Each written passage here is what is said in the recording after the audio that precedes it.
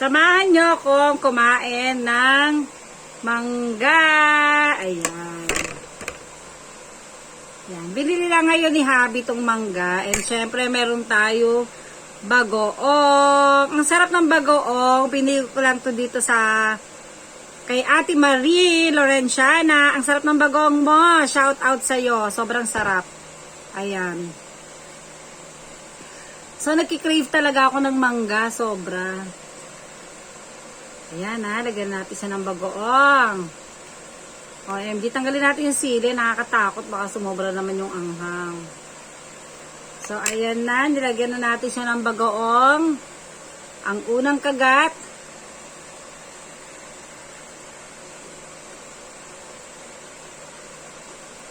Sarap.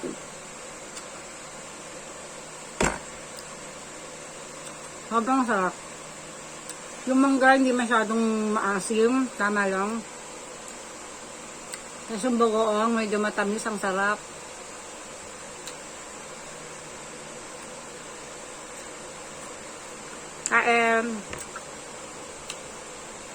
Kain tayo. Sobrang sarap.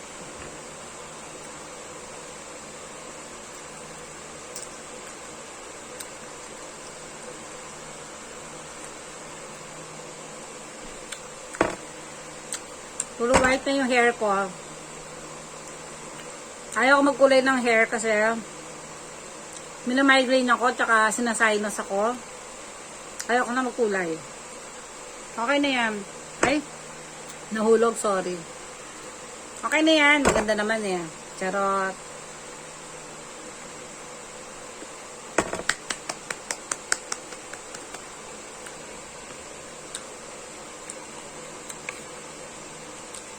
Ba't kaya ganon?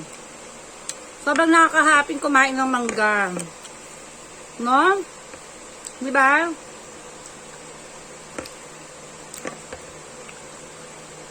Nakakahappy talaga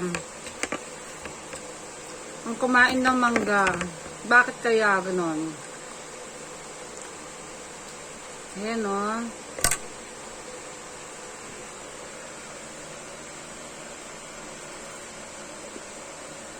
Harap.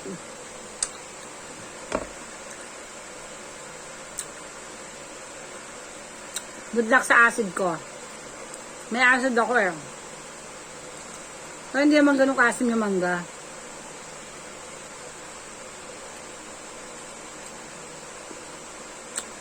May acid ako. Dati, masyado kasi niseryoso yung sakit ko na acid. Ngayon, pag nararamdaman ko siya, dead man na lang. Hindi ko na siya siniseryoso. Nawawala-wala din naman. Hindi na sumasakit yung tiyan ko eh. Parang nahihilo lang ako minsan. Pag ina-attack ako ng acid. Nag-crave ako ng mangga. Buti na lang bumili pala si Habi sa palengke ngayon.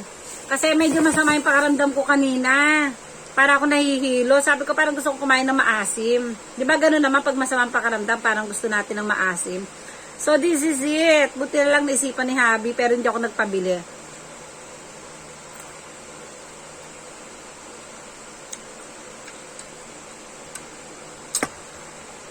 Ang sarap. Tapos sobrang sarap palang bagoong. Talagang perfect na perfect combination.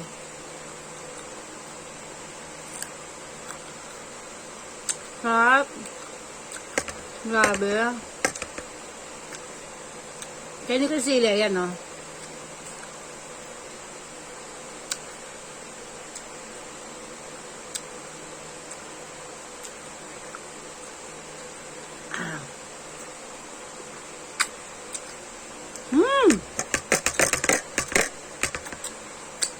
Kumain lang ng mangga. Ang haba na pala ng video. So, paano? Bye-bye. Sorry naman sa mga naglaway dyan. Sorry naman.